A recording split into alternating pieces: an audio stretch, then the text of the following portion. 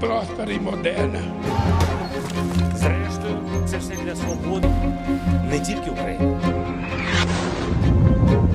אנחנו ממשיכים עד הסוף. ¡Afuera! El año 2027. ¡Viva la libertad, carajo! I think if this technology goes wrong, it can go quite wrong.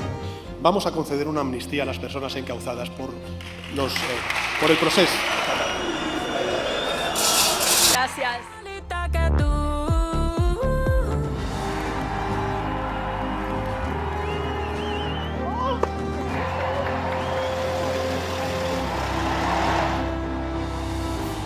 No voy a dimitir. No voy a dimitir. Juro desempeñar fielmente mis funciones.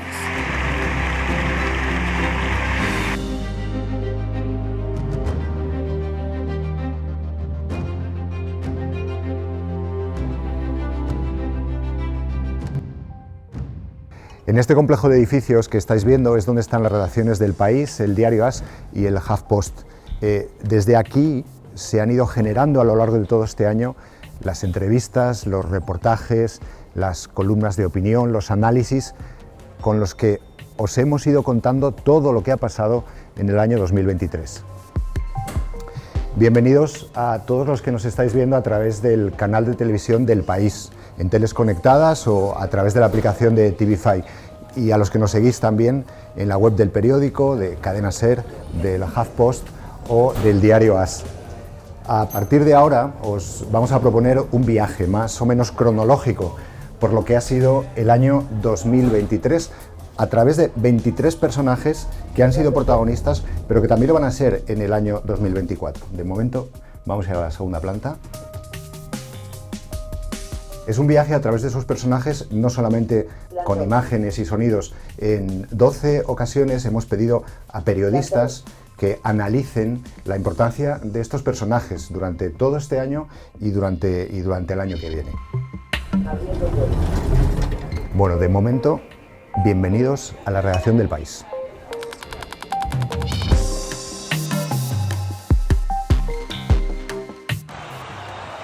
Comenzaba el año. El 1 de enero, Lula da Silva tomó posesión por tercera vez como presidente de Brasil. Por favor, me ayuda. Una semana después, el día 8, los partidarios del perdedor, Jair Bolsonaro, asaltaron los edificios de los 3 poderes del Estado en Brasilia. Cristales rotos, sillas por los aires. En 3 horas la policía retomó el control. 46 heridos y más de 300 detenidos. En este año, Lula ha reformado los programas sociales de su anterior etapa, que ayudan a decenas de millones de pobres, y ha reducido un 22% la deforestación en la Amazonia.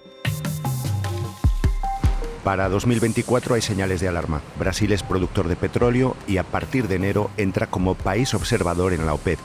Plus, é para a gente discutir com a OPEP a necessidade dos países que têm petróleo e que são ricos começar a investir um pouco do seu dinheiro para ajudar os países pobres do continente africano, da América Latina, da Ásia, a investir em combustível fóssil. Eles podem financiar. Ele pode financiar o etanol, pode financiar o biodiesel, pode financiar a eólica, pode financiar solar, pode financiar, sabe, hidrogênio verde. Esse é o nosso papel. A pesar de sus palabras, el movimiento pone en cuestión el compromiso de Lula ante la crisis climática. El 13 de enero se estrenaba la sesión 53 de Bizarrap con Shakira, dedicada a su expareja Gerard Piqué.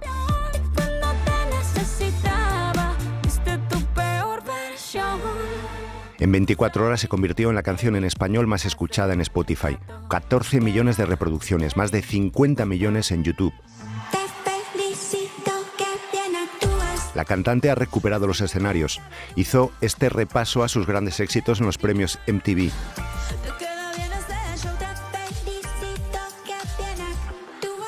Ha ganado 2 Grammy Latinos y ha rematado el año con su visita a los juzgados. ¿Reconoce los hechos y se conforma con las nuevas penas que le han sido solicitadas? Sí. Para despedirse de España y seguir facturando. Xavi Sancho, redactor del País Semanal. Cuando tú viste este videoclip por primera vez y escuchaste la letra, ¿qué pensaste? lo primero que pensé es que tenía que escucharlo otra vez, porque realmente no podía estar escuchando lo que estaba diciendo aquella señora. Luego, bueno, básicamente, pues es pop clásico de venganza, probablemente llevado a su máxima expresión, que es una cuestión también muchos de estos tiempos que corren, que básicamente las canciones de pop ya no nos hablan del mundo en que vivimos, sino solo nos hablan del propio artista. Entonces, básicamente, aquí abrió la veda Shakira, una cosa que ha ido desarrollando en diferentes canciones durante todo el año, pero básicamente esta es como es su gran opus de la venganza, y consigue por una vez, al menos tú, lo último que quieras en la vida, ser Piqué. Habla de esto y también dices de su propia vida. Incluso menciona ese litigio que ha tenido con Hacienda, que se ha cerrado también este 2023. Sí, a finales de noviembre ya pagó la multa y básicamente ya se dio por finiquitado esto. Esto le permite también que el año que viene pueda salir de gira y facturar todo lo que tiene que facturar y que se lo quede ella, que también supongo que es un buen timing este. Musicalmente, la letra, la base de Bizarrap, ¿nos dice algo de lo que ha sido tendencia este 2023 y por dónde van a ir los tiros quizás el año que viene? A ver, en el tema concreto de Bizarrap, es un tema que básicamente la primera vez que lo escuchas piensas que suena un poco como la música que suena en los bares musicales en 2005, no es una cuestión muy actual, es bastante flojo.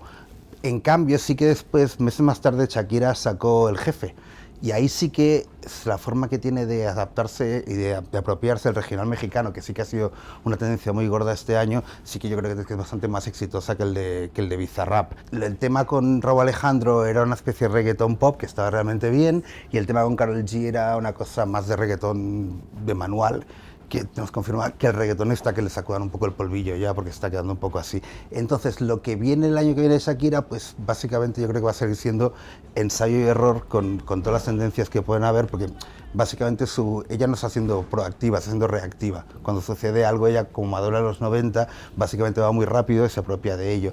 Y está cogiendo básicamente lo más brillante de los nuevos artistas, los más jóvenes, pero bueno, que supongo que es como cuando te haces mayor y quieres seguir saliendo, pues tienes que vivir con los jóvenes porque los de tu edad tienen que quedar con los niños y tal. Pues básicamente lo que está haciendo. Bueno, es una operación de rejuvenecimiento bastante interesante, la verdad.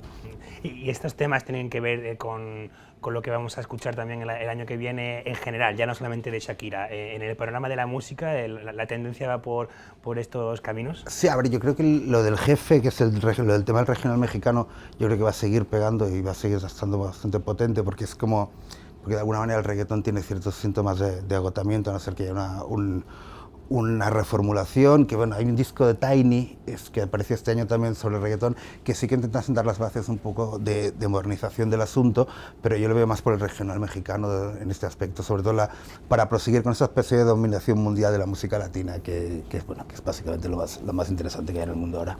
Xavi Sancho, gracias. Muchas gracias a vosotros. Otra artista del año y otra historia de amor rota. El 24 de marzo, Rosalía y Rauw lanzan Beso, la canción con la que anuncian que van a casarse y que es parte de una colaboración de 3 temas juntos. Ese compromiso se anula después de unos meses y su ruptura se hace viral. Rosalía ha ofrecido este año una veintena de conciertos en todo el mundo y ha terminado 2023 cantando Se nos rompió el amor en la gala de los Grammy Latinos. Manuel Alejandro, que escribió la canción para Rocío Jurado, aseguró en El País que ahora Rosalía es la más grande.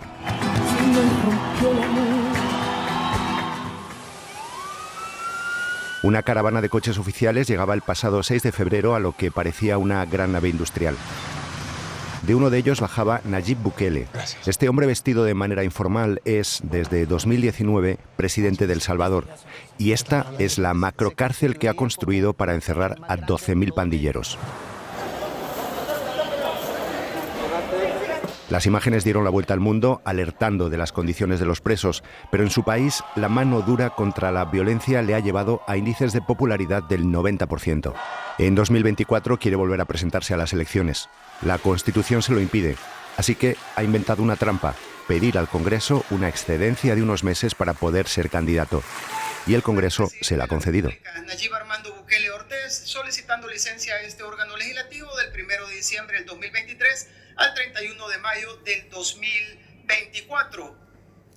Jacobo, esto es la primera vez que pasa en El Salvador. es un hito histórico porque Nayib Bukele se puede convertir en el primer presidente del país en ser reelegido. ¿Cómo puede pasar esto si en realidad va contra la Constitución del país y es una cosa ilegal?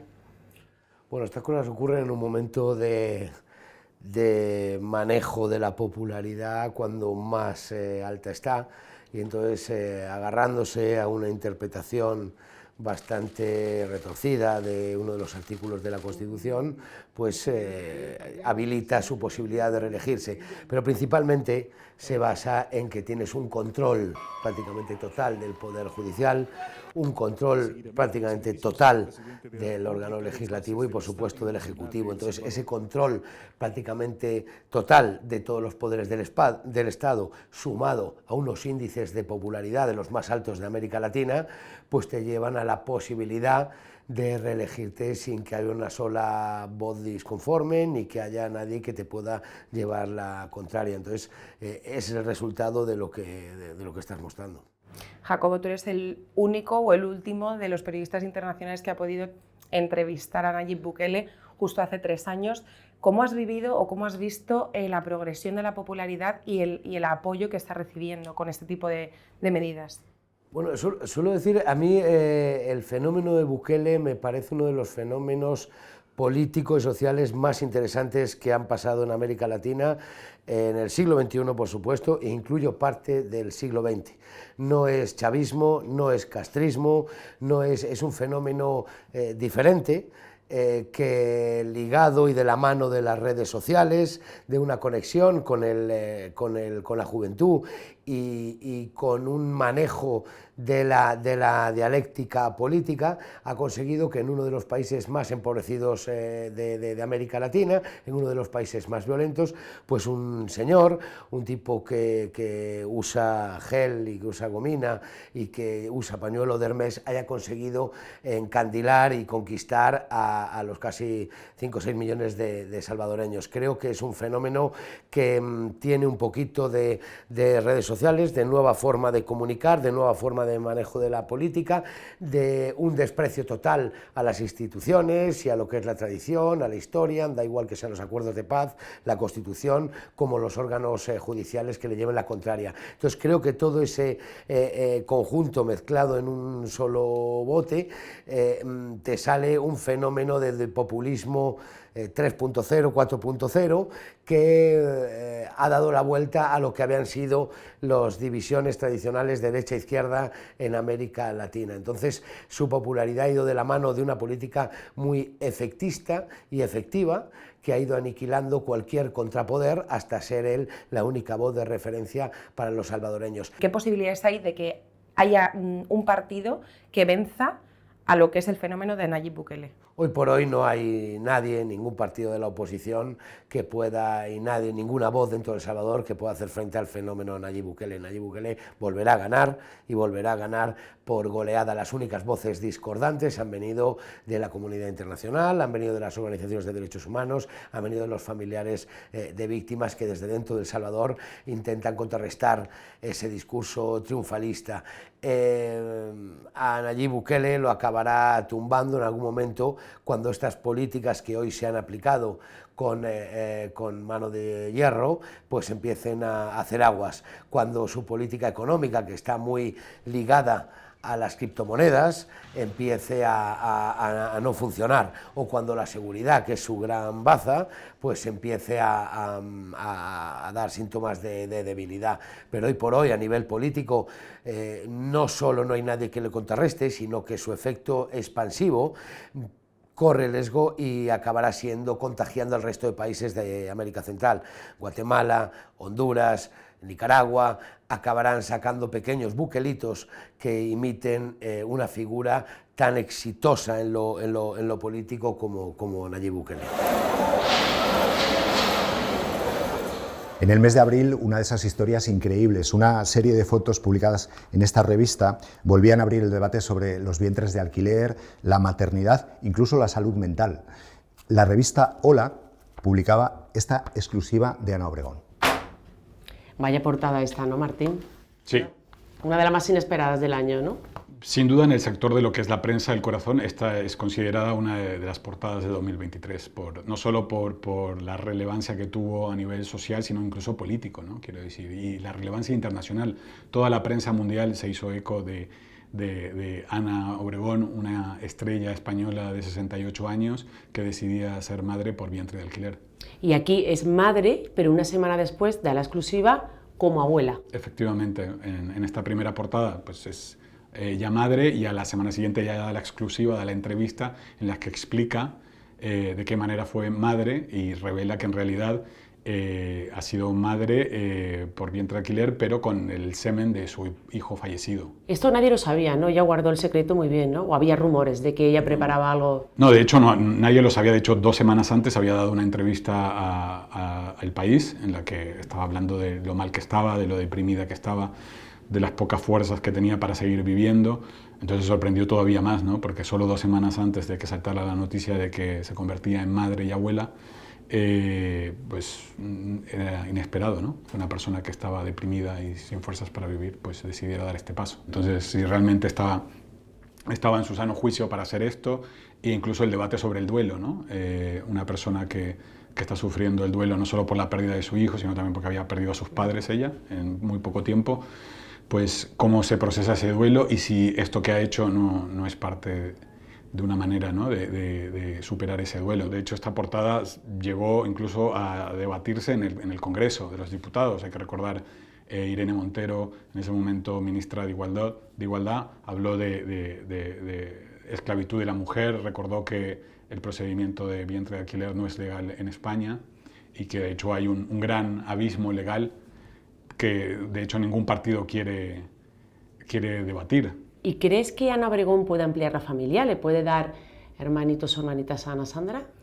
Bueno, ella misma ha dicho que no descarta volver a hacer otro proceso de vientre de alquiler para darle hermanos a su hija, ¿no? O nieta, como queramos hablar, ¿no? Porque es un caso insólito. Pero ella misma, pese a todas las críticas y la repercusión que tuvo política y todo el debate social que hubo, no en ningún momento se ha sentido arrepentida, ni mucho menos, y de hecho ha dicho que no descarta volver a hacerlo. Ana Obregón, que es un personaje que siempre sorprende, ¿no?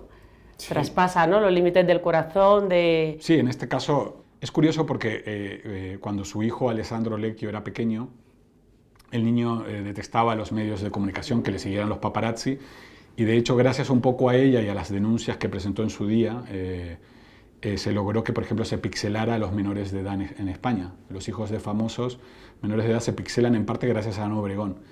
Y es curioso que tantos años después, pues 30 años después, pues haya esta exposición de un menor, en este caso, ¿no?, de su hija. Entonces yo creo que ahí hay también un debate, ¿no? Ella que luchó tanto por proteger la intimidad y la privacidad de su hijo Alex, pues ahora mismo tiene otra hija y la está sobreexponiendo, ¿no? Ese es otro de los debates que ha abierto esta noticia, ¿no? El derecho de los menores a tener su intimidad y su privacidad. Ana, ¿qué tal? No ha sido esta la única imagen imposible del año. Os propongo una cosa ahora. Vamos a hacer una pequeña pausa en este listado de personajes protagonistas para recordar todas estas cosas increíbles que han pasado que nunca pensaste que fueran posibles, o esas imágenes imposibles que de repente se han producido. Empezando, por ejemplo, por esta. En 20 minutos le tomaron las huellas y le hicieron esta foto. Es el único presidente de Estados Unidos que tiene ficha policial, mirada desafiante porque puede volver a ganar las elecciones. Otra vuelta inesperada es David Cameron. Después de convocar el Brexit, ahora se encarga de acercar al Reino Unido al mundo como ministro de Exteriores. De fuera también la imagen de Nicolás Maduro, que cierra el año anunciando que se anexiona parte de la Guayana. Un despojo imperial de 150 años. Aunque para reputación destrozada, la del Dalai Lama empeñándose en que un niño le chupase la lengua. Mucho más normal es que el Congreso de Estados Unidos admita que los ovnis existen. Do you believe our government has made contact with intelligent extraterrestrials? Something I can't discuss in public setting. O que India haya llegado con un cohete a la Luna. Hasta el Congreso de los Diputados llegó Ramón Tamames desde su lejano pasado comunista de la mano de la ultraderecha. Tanto antifranquismo actualmente, tanto antifranquismo. ¿Qué hacían en la época de Franco? Vegetar. Acaban de tirarnos gases lacrimógenos, la policía. Todo vale por puto defender España. Por puto defender España. Banderas franquistas o políticos de Vox con megáfono. El caso es echar a perro Sánchez, que encontró este amigo en el Parlamento Europeo. Un perro de apoyo terapéutico, aclaraba la presidenta. Junto al Titanic naufragó Titán, el pequeño submarino para gente con dinero que quería visitar los restos del barco en el fondo del mar. Y del fondo de la Tierra, Islandia despide el año con la erupción de un nuevo volcán. Hay otra cosa que hace un año habría sido completamente imposible, la inteligencia artificial. De hecho, le hemos preguntado a ChatGPT si se pudiese resumir el año 2023 en una sola imagen, ¿cuál sería? Y esta es su respuesta. Nos ha ofrecido esta imagen de resumen del año. Es una herramienta de la que no se conocen los límites. El propio fundador de OpenAI, creadora de ChatGPT, Sam Altman, acudía este pasado mes de mayo al Congreso de Estados Unidos para advertir de todos los riesgos que encierra esta herramienta. I think if this technology goes wrong, it can go quite wrong. Altman ha terminado el año con un culebrón empresarial. Primero su empresa le despidió por videoconferencia sin ninguna explicación y luego le ha vuelto a contratar devolviéndole todo el poder. Es uno de los personajes del año y probablemente lo va a ser también del año 2024, la inteligencia artificial. Javier Salas es periodista de la sección de Ciencia y Tecnología del diario El País y ha escrito muchísimo sobre inteligencia artificial. Está con Antonio Nieto. Veo que tenéis ChatGPT ahí delante. No pretenderéis que la entrevista la haga la propia herramienta, ¿no? No, Carlos, la entrevista completa no, pero sí hemos querido preguntarle a ChatGPT quién es y qué piensa de su propio creador. Javier Salas, no sé, ¿a ti qué es lo que te ha llamado la atención de la respuesta que nos ha dado? Pues tiene gracia porque la versión gratuita de ChatGPT no conoce al Sam Altman famoso, al que se ha hecho famoso este último año, convirtiéndose en la cara visible de la inteligencia artificial, con reuniones con líderes mundiales en todo el planeta. ¿Y es tan preocupante, es tal la amenaza como decía Sam Altman, el propio Sam Altman en el Congreso? Pues él es de los que parece que sí se lo creen, pero hay mucha gente que habla de esos miedos apocalípticos porque pretende regular el futuro, lo que sucederá dentro de 50 años o dentro de 10 años con la inteligencia artificial y no lo que puede suceder o está sucediendo ya hoy en día. Por cierto que la Unión Europea ya ha aprobado esa primera ley de inteligencia artificial para regularla. Exacto, y todavía tiene que entrar en vigor, todavía es lo que no sabemos lo que va a suceder estos próximos meses, pero ese es el camino, ¿no? El tratar de regularla conociendo cuáles son los problemas actuales. Y con todo esto que va tan rápido, ya en 2024, ¿qué podemos esperar de una tecnología que avanza y casi ni nos damos cuenta? Pues como tú decías, que va muy rápido, como para saber exactamente qué es lo que vamos a tener en 2024, seguro que muchos avances y revoluciones, porque hemos visto que en los últimos meses ha habido avances en diagnóstico, en tumores, astronomía, hay un montón de ámbitos en los que van avanzando muy rápido gracias a la inteligencia artificial y probablemente 2024 nos dé también grandes sorpresas. Gracias Javier Salas, que por cierto no sé dónde se ha metido Carlos de Vega. Estoy aquí entrando en lo que es el plató de televisión del País, desde el que os hemos ido contando a lo largo del año toda la actualidad política a través de formatos pensados durante la campaña electoral, programas especiales y por supuesto las noches electorales. Algunos de los personajes protagonistas de este año y que lo van a ser también el año que viene son políticos. Por ejemplo, Isabel Díaz Ayuso. Aquel día en el balcón de Génova estaban Feijóo y Almeida, pero los simpatizantes del PP solo gritaban Ayuso. ¡Ayuso! ¡Ayuso! En las elecciones autonómicas del 28 de mayo logró la mayoría absoluta en la Comunidad de Madrid. Convertida en la voz más dura del PP, no ha dudado en decir que Pedro Sánchez dirige al país a una dictadura. Su proyecto es el totalitarismo. Le llamó hijo de puta en el Congreso. Su antecesor alertó sobre un probable caso de corrupción por parte de la presidenta de la Comunidad de Madrid, la señora Ayuso, y su respuesta fue fulminante: evacuar al señor Casado en un golpe de mano y echar por tierra a ese caso de corrupción de la señora Ayuso. Lo justificó.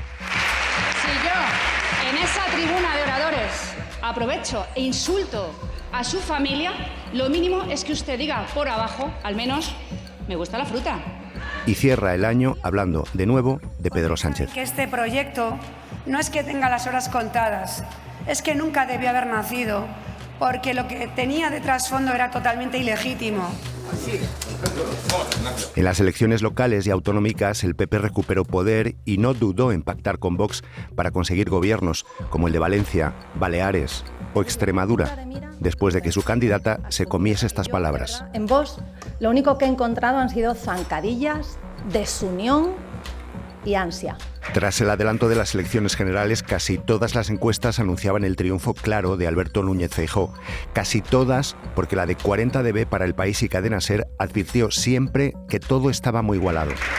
La última semana de campaña, Pedro Sánchez escogió a la pija y la kinky. Ser presidente del gobierno está sobrevalorado en eso, Y Feijóo se enredó en Televisión Española con las pensiones. Nosotros siempre hemos revalorizado las pensiones conforme al IPC. Cuando el IPC es negativo o es cero, incluso las subíamos 1/4 de punto. Por tanto, le reitero, revise usted los datos. No, mis datos son correctos, señor Feijóo, ni en 2012, ni en 2013, ni en 2017. Bien. La noche electoral terminó mal para el PP. El Partido Popular ha vuelto a ganar. Ganó en votos, pero fue incapaz de lograr apoyos para gobernar. Todos los programas los hemos hecho siempre en un esfuerzo conjunto en el que han participado no solamente los periodistas del País, también del diario AS, del Huffington Post y, por supuesto, de la cadena SER, con la que hemos trabajado mano a mano durante todo este año y pensamos seguir haciéndolo el año que viene. Así que nos vamos a ir ahora a los estudios centrales de la cadena SER. Ahí está Carlos Córdoba. Carlos, si 2023 fue el año en el que Alberto Núñez Feijóo se asentó, podemos decir, como jefe de la oposición, este 2024 tiene que ser el año en el que sepamos qué tipo de jefe de la oposición va a ser. Lo vamos a hablar con Mariela Rubio, que podemos decir que es su sombra aquí en la cadena SER, le ha seguido y le sigue a diario la actualidad del Partido Popular. Mariela, ¿qué Núñez Feijóo vamos a ver definitivamente? Pues vamos a ver, y todo lo indica así, un Feijóo duro, una oposición implacable, y yo creo que en 2024 podremos constatar hasta qué punto los puentes entre los dos principales partidos están rotos definitivamente. Feijóo persigue un doble objetivo: por un lado, evidentemente, el desgaste máximo del gobierno, y por otro lado, agrupar todo el voto de centro-derecha en torno al PP. Para eso va a aprovechar una situación complicada que está atravesando Vox, un Vox desdibujado, un Vox que no tiene la fuerza parlamentaria de hace unos años, por lo que no puede plantear mociones de censura, no puede hacer recursos al Constitucional, y eso le mantiene, digamos, algo desdibujado, y Feijóo quiere aprovechar ese momento para comerse ese espacio. ¿Qué herramientas va a utilizar? Pues todas las que tiene a su alcance. Ya ha movido piezas clave, ha recuperado perfiles duros como Cayetana Álvarez de Toledo o Rafa Hernando, ha situado a Miguel Tellado, que es un personaje muy rocoso, en la primera línea del Congreso, y va a utilizar la mayoría absoluta en el Senado, los gobiernos autonómicos, los ayuntamientos, el resorte europeo, todo lo posible. Y en cuanto a la calle, el PP es consciente de que no se puede mantener permanentemente la tensión arriba, pero el partido va a intentar alargar esa agitación en la calle lo máximo posible, al menos mientras dure la tramitación de la ley de amnistía.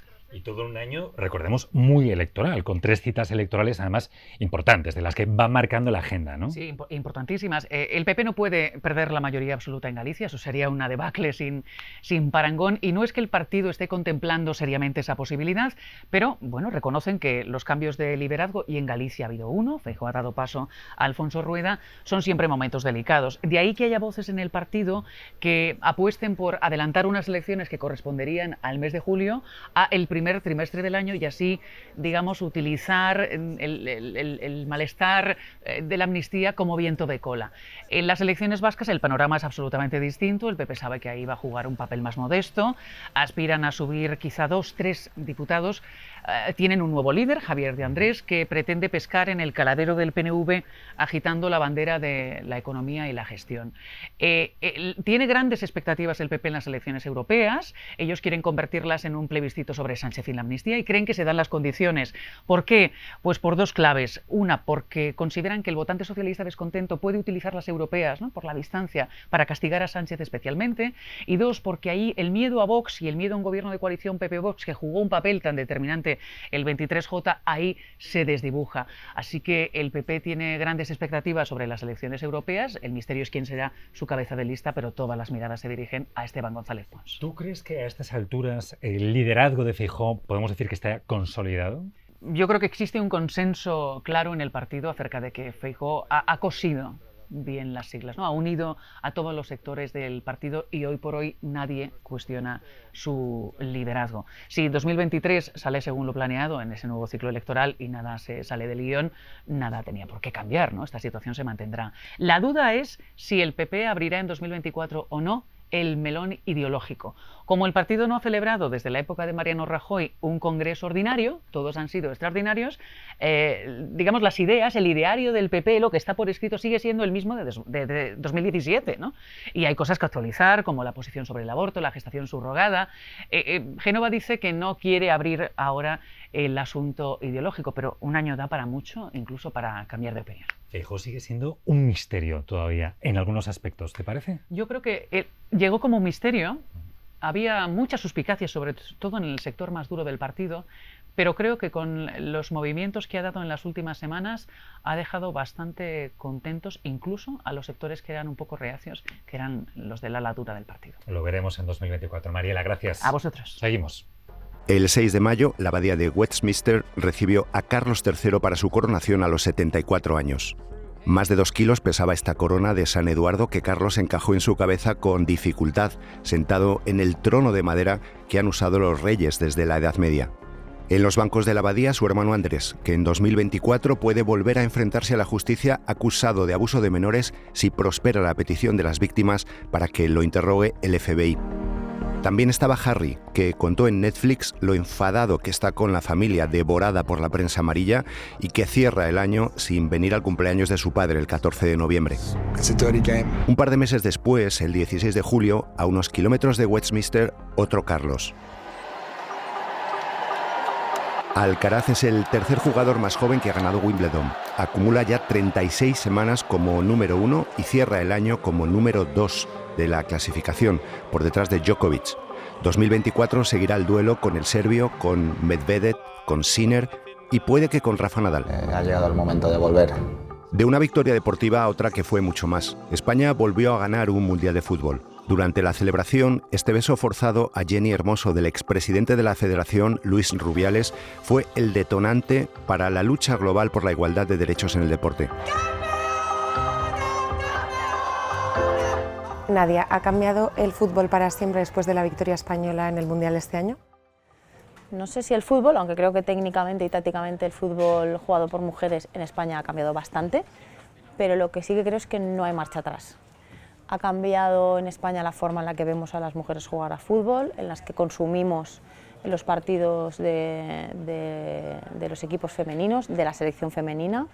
El impacto fue muy grande por cómo jugaron, porque llegaron a la final, la ganaron y cómo la ganaron, y porque además luego pues al final un suceso que todos preferiríamos que no hubiera sucedido acabó dándole pues una repercusión internacional y global muy grande, y el logro de las campeonas del mundo de este verano en Australia y Nueva Zelanda llegó a toda la sociedad española, a la que le gusta el fútbol y a la que no. Precisamente el suceso que mencionas empaña un poco la victoria de las chicas en el Mundial. ¿Qué significa este momento? La empañó porque estábamos todos en general, yo creo, ¿no? Toda la sociedad española, la gente a la que le gusta el fútbol, las propias futbolistas celebrando este éxito, que era un éxito sin precedentes para el fútbol español, porque ni siquiera habían pasado de una eliminatoria en campeonatos anteriores y mucho menos jugado la final de un mundial. ¿Es tan grave como para que yo me vaya habiendo hecho la mejor gestión de la historia del fútbol español? ¿Ustedes creen que tengo que dimitir? Pues les voy a decir algo. No voy a dimitir. No voy a dimitir. No voy a dimitir. Su felicidad y su celebración acabó empañada por todos los comentarios que empezaban a llegar, al ser conscientes de que no era un suceso que debían dejar correr como si nada, que tenían que denunciar. Entonces todo ese momento de alegría afectó al vestuario de la selección española y a toda la gente, toda la población en España y en diferentes partes del mundo, que hubiera preferido que estuviéramos hablando de fútbol en lugar de que un alto directivo le hubiera plantado un beso en los morros a una futbolista en plenas celebraciones por el título del mundo. Por seguir soñando, ¿podremos ver a las jugadoras de la selección el próximo año en los Juegos Olímpicos de París 2024? Pues tiene muchas opciones porque al final se han clasificado para la Final Four de esa Nations League femenina, que es la primera vez que la disputaban. Entonces están entre los 4 mejores equipos de Europa y de esos 4 irán los 2 finalistas seguro, pero como entre ellos está Francia y Francia ya está clasificada para los Juegos porque es anfitriona, depende del resultado de Francia, podría haber un tercer hueco, una tercera posición para España. Así que en realidad están a un partido de jugar los Juegos Olímpicos. O sea que tenemos esperanza. Tenemos esperanza y además tenemos esperanza de verlas jugar muy bien. Sus resultados las avalan desde que volvieron de ese mundial, cuando parecía que se podían hundir o que podían no entenderse con la seleccionadora, todo ha rodado de fábula. Así que sí, tenemos esperanza. Otra mujer protagonista, personaje del año para la revista Time. Todos son récords en la vida de Taylor Swift. Más de 1.000 millones de ingresos este año, 10 discos en 17 años. No concede casi entrevistas, no se mueve en redes sociales, pero conecta con millones de fans. En marzo comenzó una gira que continuará hasta noviembre de 2024 pasando por España. Swift se ha convertido en una multinacional que impulsa ya de forma real la economía de Estados Unidos. En verano nos vamos de vacaciones y las redacciones de los periódicos, de los medios de comunicación, se quedan mucho más vacías. Se ha creado además un poco la leyenda de que en verano pasan menos cosas, que hay menos noticias. Luego la realidad es otra. Como ejemplo, este verano, 2 de agosto. Daniel Sancho, 29 años, hijo del actor Rodolfo Sancho, descuartizó al cirujano plástico Edwin Arrieta.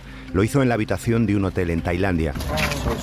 Sancho confesó todo a la policía y reconstruyó el crimen paso a paso sin mostrar emoción. Dijo que Arrieta estaba obsesionado con él y que le había amenazado. El 9 de abril comenzará el juicio por 3 cargos, entre ellos el de asesinato premeditado, por el que podría ser condenado a pena de muerte. Su defensa alegará que la muerte fue accidental. Zelensky estuvo en Granada. La cumbre formó parte del semestre de la presidencia española del Consejo de la Unión Europea. El presidente de Ucrania pidió más apoyo, más armas, para una guerra que el próximo 24 de febrero cumplirá 2 años. En este repaso a los personajes del año hemos buscado quién podría ser protagonista del mundo del cine. Ha sido sin duda el año de Barbie, el año de Oppenheimer, el año de la superproducción de Bayona, La Sociedad de las Nieves, que se estrenó en octubre, y el año también de Anatomía de una caída, el premiado Céline francés con el que se cierra 2023. Pero como queremos mirar un poco más allá, vamos a ir a la cadena SER, vamos a volver a la cadena SER para hablar con una de las personas que más sabe de cine. Está con Carlos Córdoba.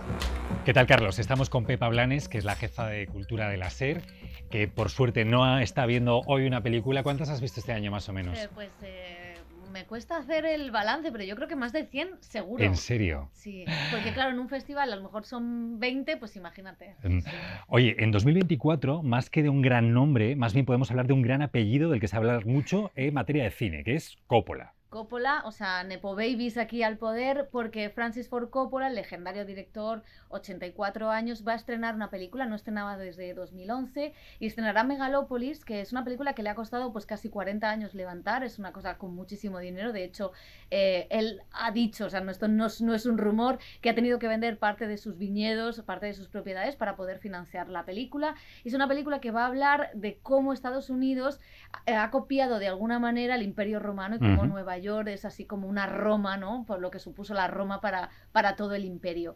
Va a ser una película que seguramente, si todo va bien, y todo parece indicar que va bien, será el evento de abril-mayo porque irá al Festival de Cannes. Esa va al Festival de Cannes. Y luego su hija también estrena película, que es la de Priscila, ¿no? Su hija, o sea, otra Coppola de apellido, estrena Priscila, que es como la cara B de Elvis, es un poco un relato, un cuento de hadas feminista, donde vemos cómo Priscila era una menor de edad secuestrada por Elvis, metida en esa casa, y cómo ella hace todo el proceso para salir de las garras y salir de esa casa.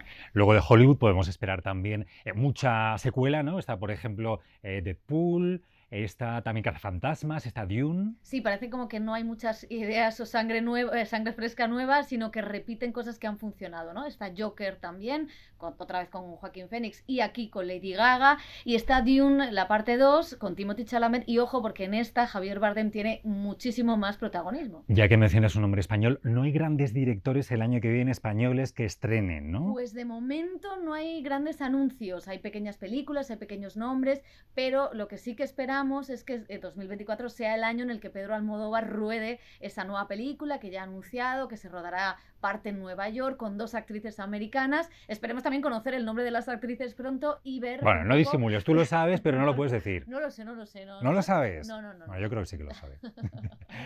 Tenemos también otro nombre, por cierto, hablando de grandes nombres del cine, que es Clint Eastwood, que también tiene peli pendiente de estreno, ¿no? Sí, hablábamos de Coppola con 84 años, Clint Eastwood tiene 93, acaba de terminar en el final del 2023 su última película, parece que se estrenará, se estrenará en 2024 y va a ser también uno de los grandes acontecimientos cinéfilos. Bueno, no te quedan ya pelis por ver este año. No, yo ya las he visto todas.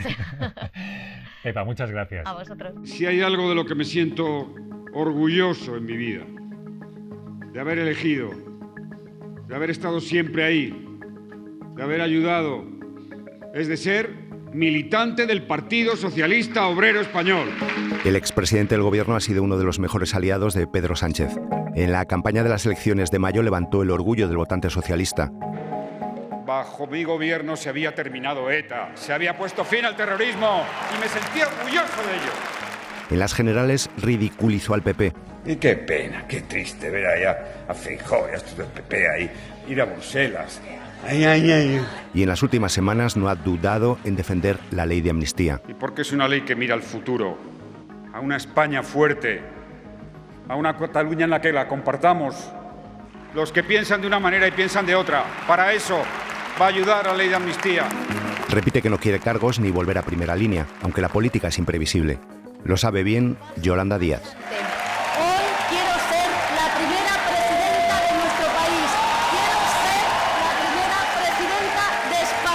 Lanzó Sumar en abril con la idea de tener meses para debatir el proyecto, pero el adelanto electoral aceleró el pacto de coalición al que se apuntó Podemos. La unidad duró poco. El 5 de diciembre, los 5 diputados morados abandonaban Sumar. Podemos ha tomado una decisión difícil, pero es una decisión imprescindible para cumplir con el mandato que nos pide la gente que cree en Podemos. Una de las incógnitas del año que viene será ver cómo se relacionan los diputados de Podemos con el gobierno. Declaro otorgada la confianza del Congreso de los Diputados a don Pedro Sánchez Pérez Castejón. Sumar y PSOE lograron, eso sí, después de meses de negociación, reeditar en noviembre una imagen que parecía imposible antes de las elecciones de julio. Carlos Cue, tú que llevas tanto tiempo siguiendo al presidente del gobierno, ¿nos encontramos en el 2024 con un Pedro Sánchez muy diferente de la legislatura anterior? Siempre ha tenido una seguridad en sí mismo potente, pero es que ha pasado algo muy llamativo este año, y es que ha ganado unas elecciones contra pronóstico. No las ha ganado, pero ha podido gobernar gracias a un resultado contra pronóstico. Todo el mundo asumía que se acababa Pedro Sánchez, que era su último mandato, y contra todo pronóstico consiguió volver a hacer una mayoría muy complicada, muy delicada, y que la lógica política diría, es un presidente más débil, porque tiene una mayoría más inestable, necesita más partidos y tiene menos margen y una oposición más fuerte que hace 4 años. Pero sin embargo él, y se le ve en los discursos y se le ve en general, él se le ve con más fuerza en el sentido de que él ha conseguido algo que parecía imposible, que es conseguir mantenerse en el poder después de 4 años absolutamente imposibles y dificilísimos. Me preguntas por él, ¿cómo está él? Pues yo creo que él está con el subidón de haber conseguido algo muy muy complicado en una ola en toda Europa de derecha, y cuando todo indicaba que iba a gobernar el PP con Vox, pues consiguió impedirlo. Cuando él adelanta las elecciones parece que solamente creía él en sí mismo, ¿no? Nadie más. Es una persona con una fe en sí mismo descomunal, la ha tenido siempre. Se presentó a las primarias de 2014 siendo una persona totalmente desconocida. Sus propios amigos, sus compañeros le decían, Pedro, no tienes ninguna posibilidad de ser secretario general del PSOE, ¿qué estás haciendo? Y él ha tenido siempre esa forma de hacer las cosas. Para hacerlo, evidentemente, hace unas concesiones enormes. La concesión más importante que ha hecho es la amnistía. Y Pedro Sánchez también tiene esa parte, que es, dice que no va a hacer cosas y luego las hace porque las necesita. Eso tiene un desgaste. Evidentemente, la figura de Pedro Sánchez es divisiva, genera mucha adhesión, ha tenido 8 millones de votos y hay mucha gente que le vota con mucho entusiasmo para frenar a la derecha, pero muchísimo rechazo. Entonces, en ese equilibrio, todo gira alrededor de él, en realidad, es un político que acapara mucha atención y entonces en ese equilibrio hay que ver cómo evolucionan los próximos meses, hay que ver si el antisanchismo crece más que ese movimiento pro-Sánchez que también se ha producido, pero el antisanchismo es muy fuerte, hay mucha gente que quiere que Pedro Sánchez se vaya. ¿Va a seguir pasando en los próximos años? Lo vamos a ver en los próximos meses con algunas elecciones locales y europeas, y ya veremos después las generales, pero de momento lo que tiene Pedro Sánchez es un gobierno que nadie esperaba y el caudal político suficiente, con una mayoría más o menos, que esos 178, 179 escaños los va a tener más o menos cada semana, para poder hacer las cosas que quiere hacer. ¿El debate territorial es uno de los retos de esta legislatura? Yo creo que el debate territorial es el gran reto, resolver la madeja compleja que tiene con Junts, con Esquerra, con el PNV, de ahí va a depender la estabilidad de la legislatura, pero el gran reto fundamental de Sánchez, como siempre de todos los presidentes, es la economía. Sánchez ha tenido la capacidad de repetir las elecciones porque la economía iba razonablemente bien cuando llegó.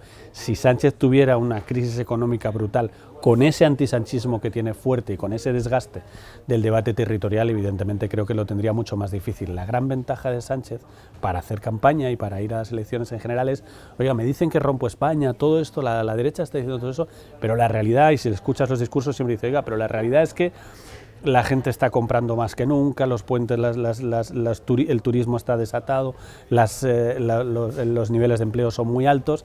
Si perdiera eso, o sea, el gran reto es que la economía siga yendo razonablemente bien, porque si Sánchez se enfrentara a una situación de crisis económica muy fuerte, habría que ver si ese desgaste no sería definitivo, pero de momento los datos, desde luego los que manejan en el gobierno, no indican una recesión brutal, que yo creo que sí sería una situación muy difícil.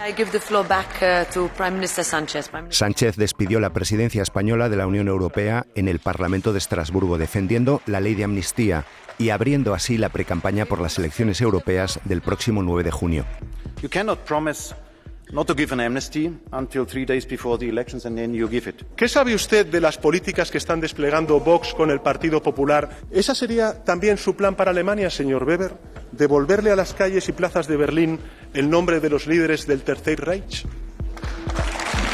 A unos metros de Sánchez, Carles Puigdemont. Presidente Sánchez, las oportunidades hay que aprovecharlas cuando ocurren. Si se dejan pasar de largo por miedo o por incapacidad, las consecuencias nunca son agradables. El HuffPost ha contado con el ingenio que siempre tienen en sus portadas el protagonismo de Puigdemont y de los 7 votos de Junts, claves para investir a Sánchez. Esta es la redacción del HuffPost. Estoy con Javier Escartín, compañero del Huffington Post, corresponsal político. ¿Qué tal, Javier? ¿Cómo estás? Hola, Eva, ¿qué tal? Bueno, todo indica que la amnistía se aprobará en los próximos meses. Sin duda, Carles Puigdemont será uno de los grandes beneficiados. Lo primero que me gustaría preguntarte es si es viable que vuelva a España y, en el caso de que vuelva, ¿cuándo lo hará, no? Sí, yo creo que esa es la imagen que el PSOE más teme, ¿no? Después de todas estas semanas también de bronca política, de tensión, de manifestaciones ante su sede de Ferraz, yo creo que la imagen más icónica de lo que va a ser esta ley de amnistía es ver a Carles Puigdemont de regreso a España. Además, supongo que el independentismo lo cubrirá de mucha parafernalia para dar todavía más propaganda. Bueno, como tú bien sabes, ahora ya está ya la ley en trámite en el Congreso. La semana pasada ya fue admitida a trámite. Queda ahora presentar el plazo de las enmiendas, bueno, el proceso habitual del Congreso, después acudirá una que se apruebe al Senado, donde la mayoría absoluta del PP va a dilatar, va a poner problemas. Va a dilatar todavía más los plazos, hasta 2 meses se habla, ¿no?, que puede durar ese proceso, y luego finalmente llegará de nuevo al Congreso y será aprobado. Yo creo que si no hay nada raro, la ley de amnistía podría aprobarse de forma definitiva, con la mayoría absoluta que ha sustentado la investidura de Pedro Sánchez, pues probablemente bien entrada la primavera, mayo, junio, quizá ya en verano, pero bueno, yo creo que antes de que nos vayamos de vacaciones, la amnistía estará aprobada, y yo creo que antes de que nos vayamos de vacaciones también Puigdemont podrá regresar a España. desde Waterloo, desde Bélgica. También quería preguntarte, Javier, ¿qué representa, ¿no?, ahora mismo, en el año 2023, una figura como la de Carles Puigdemont para el independentismo? Bueno, estamos en un momento donde el independentismo está en horas bajas. Hace 2 o 3 semanas también conocimos la última encuesta del CEO, que es como el CIS catalán, donde por primera vez yo creo que el independentismo podía no lograr la mayoría absoluta en el Parlamento de Cataluña, ¿no? Y que pudiera haber incluso un gobierno de Salvador Illa, probablemente con el apoyo de Esquerra. Yo creo que la desafección ahora mismo en las calles con el independentismo en Cataluña es clave. Yo que además voy mucho allí, a Barcelona, se nota que desde luego el ambiente es muy diferente. Y como tú bien dices, la figura de Carles Puigdemont ha quedado muy desgastada. Es cierto que creo sinceramente que él personifica ahora mismo un poco el desánimo, ¿no?, del independentismo. No se consiguió el propósito, aunque él declaró la independencia, acabó huyendo de España. Y creo que el independentismo no pasa por la figura de Carles Puigdemont, tampoco la de Oriol Junqueras, ¿no? Creo que son dos personajes que recuerdan un poquito todo lo que ocurrió hace 6 años, pero si el independentismo quiere recobrar fuerza y quiere volver a ganar protagonismo en la calle, no sé yo si realmente volver al pasado con estos dos personajes, con estas dos personas, puede ser lo más preciso para sus intereses. Dos líderes con muchas sombras. No sé si tú entonces ves inviable que Carles Puigdemont se pueda presentar a unas nuevas elecciones, ¿no?, en Cataluña. Bueno, yo sí creo que es viable, porque es verdad que Junts es Carles Puigdemont, ¿no? Al final las decisiones, todo, hasta la investidura de Sánchez la ha decidido él. Sinceramente creo que es una figura algo desgastada, también muy criticada incluso dentro del propio independentismo catalán. Hay gente que ve haber apoyado a Sánchez como una cesión que no le van a perdonar tampoco, así que creo que incluso, a pesar de que creo que no le quedaba otra vía más que apoyar la investidura de Sánchez también para lograr la amnistía y poder volver a España, yo creo que su figura dentro del independentismo catalán también está muy desgastada. Bueno, pues lo que pase lo leeremos y lo veremos en el Huffington Post. Por supuesto. Muchas gracias. Y en medio de todo esto la vida pasa para todos, también para la familia real. El rey Juan Carlos, por ejemplo, ha conseguido ya archivar todos sus escándalos, aunque eso ya es pasado. A partir de ahora, si hay alguien protagonista en el Palacio de la Zarzuela, esta es Leonor. La hemos visto comenzar su formación militar.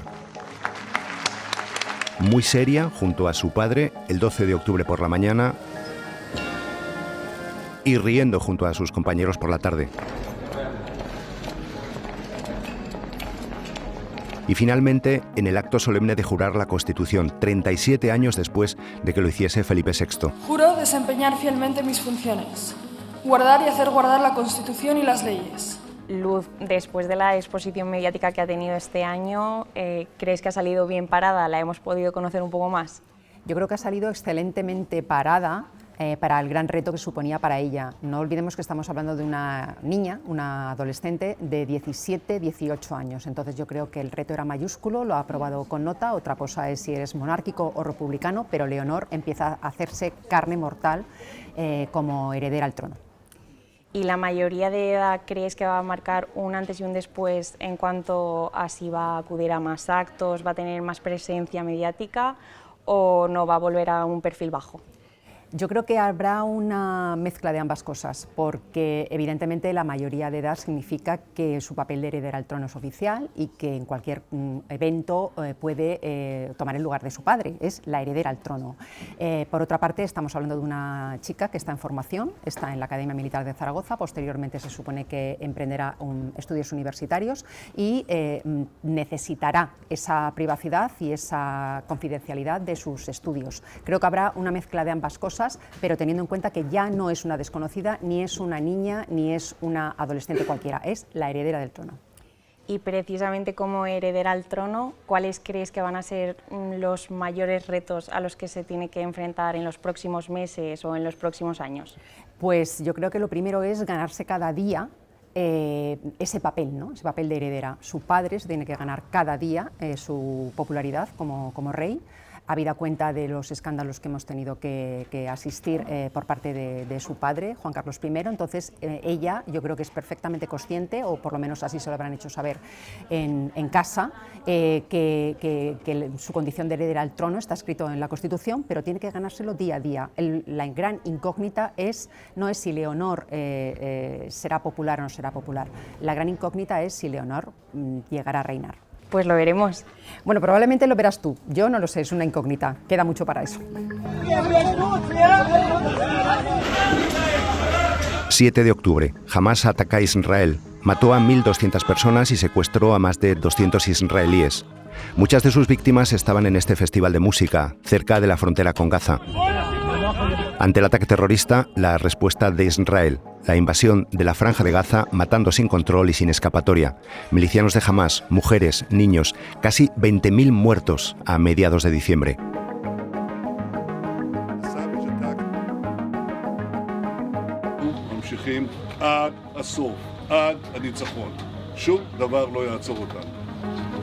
Benjamin Netanyahu, muy cuestionado en Israel por su cercanía a la extrema derecha y por su reforma para controlar a los jueces, se refugia en la guerra sin aceptar ningún cuestionamiento, venga de quien venga. The region is on the precipice. Too many lives and the fate of the entire region hang on the balance. Andrea Ricci es el corresponsal de Asuntos Globales del País. Hola, Andrea. Andrea, ¿será el 2024 el año en que veremos la caída de Netanyahu? Es probable porque el ataque de Hamás del 7 de octubre es un fallo estrepitoso del gobierno de Israel encabezado por Netanyahu y esto pesa sobre sus hombros de manera inexorable. No va a ocurrir mientras el conflicto esté en un estado de tensión máxima. No sabemos cuánto durará, pero pensar que pueda seguir en este estado de tensión durante todo 2024 es poco realista. Eso requiere, sin embargo, dos cautelas. La primera es que hay que tener en cuenta que la sociedad israelí está en una posición de amplio apoyo a las tesis que Netanyahu encarna, por lo que concierne a la política con respecto a Palestina. Así que la caída de Netanyahu no va a implicar necesariamente un cambio radical de esa política. Y después también la historia ha mostrado que él es un actor político capaz de sorprender, de resurgir, y eso también hay que tenerlo en cuenta. ¿Y va a poder seguir contando con el apoyo de Occidente, sobre todo de Estados Unidos, sin ceder a esas presiones para que, por ejemplo, acepte una nueva tregua o que cambie su posición sobre el futuro político de Gaza? Lo que sabemos ahora es que los países occidentales están elevando la presión sobre Israel para que frene pues el ímpetu de esta ofensiva que está causando indignación en las sociedades occidentales por sus características. Claramente en las últimas semanas hemos detectado un giro, un mayor nivel de presión, pero que de momento es sobre todo retórico. La retórica no basta, no es suficiente, el gobierno israelí seguirá su senda si no hay una presión fáctica real. ¿Quién puede aplicarla? Sobre todo Estados Unidos. ¿Cómo? Por la vía del suministro de las armas. Si Washington y en menor medida la Unión Europea deciden aplicar esa presión sustancial, Netanyahu tendrá seguramente de alguna manera que modificar para intentar evitar una ruptura que no está en sus intereses. La guerra entre Hamás e Israel indudablemente seguirá marcando el 2024, pero ¿hacia dónde irá el conflicto en Oriente Próximo? Sí, yo creo que lo más previsible es que se quede encapsulada en una dimensión local. Siempre hay un riesgo de escalada regional, lo hay porque hay múltiples focos de tensión en toda la región. Sin embargo, lo que hemos podido ver hasta ahora demuestra que por parte de Irán, que es el actor clave en términos políticos, no hay una voluntad de que esta escalada se produzca. Por lo tanto, hay un riesgo porque es una situación de tensión, pero diría que es improbable porque lo que hemos visto hasta ahora apunta a que Irán no tiene esa voluntad. Y la voluntad de Irán es decisiva para lo que luego vayan a hacer actores como Hezbollah en Líbano o los Houthis en Yemen. El 18 de noviembre, Elon Musk estuvo pendiente de esta imagen. Su cohete Starship logró despegar con éxito de la base espacial de SpaceX en Boca Chica, en el sur de Texas. A unos 148 kilómetros de altitud la nave explotó, pero ya estaba en el espacio exterior. La misión fue un éxito. Son 8 minutos de vuelo. El sueño del dueño de X de llegar a Marte continúa. Yo soy el león, rugió la bestia en medio de la avenida. Y como si fuese un sueño para unos, pesadilla para otros, Argentina eligió como presidente a Javier Milei.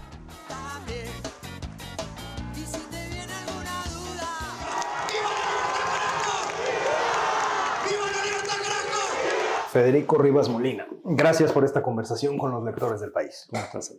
Federico, hasta hace unos meses Javier Milei era casi un desconocido en América Latina. Quizá conocido en Argentina, pero prácticamente un desconocido en países como México y el resto de América Latina. Y hace unos días es presidente del país sudamericano. ¿Quién es Javier Milei?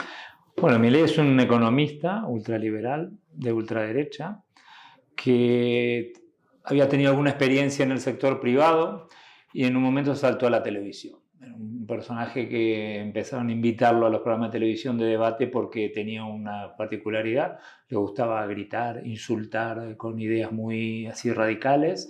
Empezó a subir la audiencia, se hizo muy popular. En un momento dejó los platos de televisión para dedicarse a la política, llegó a ser diputado. De diputado decidió meterse en la carrera presidencial y bueno, y ganó, y ahí lo tenemos. Él mismo lo ha dicho, que hasta hace 2 años su movimiento era pequeño, no era conocido, y hoy en día es el presidente de Argentina. ¿Cómo se explica el triunfo de Milei? Bueno, tiene que ver, son varios factores. Yo creo que el principal son años de crisis económica en Argentina, de gobiernos de distinto color, tanto el kirchnerismo como el macrismo no lograron resolver los problemas estructurales. La gente está cansada de la inflación, está cansada de que las cosas hacia el futuro se vean cada vez más oscuras, y tiene también que ver con una nueva generación. El votante de Milei fue, por lo menos en la primera vuelta, mayoritariamente joven, de gente que no tiene memoria de la dictadura, de toda esa mística que tiene la democracia argentina, ¿no? Entonces, es gente que decidió, bueno, votar por algo desconocido, suponiendo que cualquier cosa era mejor que lo que ya estaba. ¿Y ahora mismo cómo está Argentina? ¿Qué se siente en las calles? Bueno, Argentina está muy mal, económicamente realmente está muy mal, está a la puerta de una grave crisis. Se supone que Milei prometió tener las herramientas para evitarla, pero bueno, ya los días que siguieron a su asunción han sido días de disparada de precios, de alimentos, de gente que está asustada, que está como preparada por un año muy duro. El propio presidente dijo, bueno, no hay plata, lo que viene ahora es durísimo, ¿no? Lo que no están todos muy seguros es si realmente él tiene las herramientas para terminar con eso y cuál va a ser el costo de terminar con eso, ¿no? O sea, tenemos una mitad de Argentina que está muy asustada y tenemos otra mitad que tiene incertidumbre. O sea que yo creo que muy poca gente está contenta en este momento en Argentina. Federico Rivas Molina, subdirector del País América, muchas gracias. A vos. Hemos llegado al final. Gracias por seguirnos en este programa. Para despedirnos, un recuerdo también a los otros protagonistas de este año, los que nos dejaron en 2023. De ellos y de ellas nos acordaremos también en 2024. Hasta el año que viene.